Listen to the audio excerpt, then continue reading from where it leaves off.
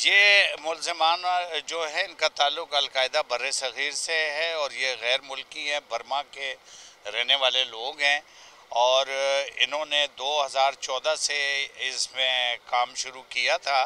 इनका एक है ना मेन आदमी जो है परवेज़ परू, वो 2014 में हमारे से सोराबकोट में इनकाउंटर में मारा गया था। जब ये इनका पता चला था कि ये ग्रुप जो है इसमें शामिल लोगों का नाम वगैरह पता चला था, लेकिन काफ़ी फिर दिक्कत हो रही थी, कुछ लोग बीच में पकड़े जाते रहे, जिसमें सईद लोहा पकड़ा गया, वो मारा गया और इसी तरह इनके कुछ और लोग भी मुख्तलिफ जगहों पे मारे गए। CTG ने भी मारे और पुलिस ने भी और दूसरी एजेंसीज ने भी। आज ये इतला थी, इसमें ये इब्राहिम आफिया है, इसकी इतला थी। इन्होंने कुरंगी में 2 रेंजर्स एहलकारों को शहीद किया था। इसके अलावा पुलिस एहलकारों पे ग्रेनेड वगैरह फेंके थे वहाँ उस साइड पे, और इस तरह के काफ़ी अटैक्स में और दहशतगर्दी की कार्रवाइयों में मुलव्वस थे।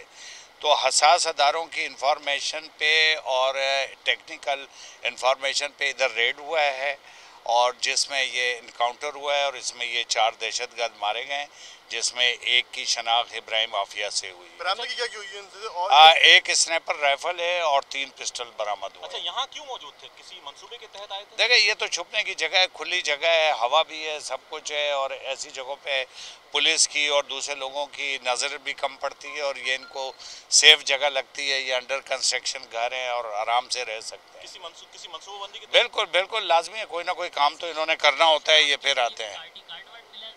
नहीं, इसकी शनाख्त हो गई है, इसकी ID कार्ड वगैरह से, और है ना दूसरी हमारे साथ जो लोग थे, इंटेलिजेंस थी उसके। ये बता दीजिएगा, शहर में जो दूसरा मामला चल रहा है, चाकूमार ग्रुप ने पुलिस समेत दीगर कानून नाफिज करने वाले इदारों की नाक में दम कर दिया, अगर ये बात कही जाए तो गलत नहीं होगा, तो उस मामले पे भी कोई काम हो रहा है मलिर पुलिस का? या देखिए, मलिर पुलिस को बुलाया गया है, उसमें है ना हमारे 5 से 6 SHO रोज़ाना जाते हैं, इसके अलावा DSP और हमारी नफरी जा रही है और सारी पुलिस मिल के इस पे काम कर रही है, क्योंकि ये एक चैलेंज है और हम सब एक हैं और डिस्ट्रिक्ट ईस्ट में ये वाक़यात हो रहे हैं, लेकिन इसको पूरी कराची पुलिस जो है उसमें वहाँ मदद कर रही है और इंशाल्लाह इसको जल्दी गिरफ्तार कर लेंगे। Thank you.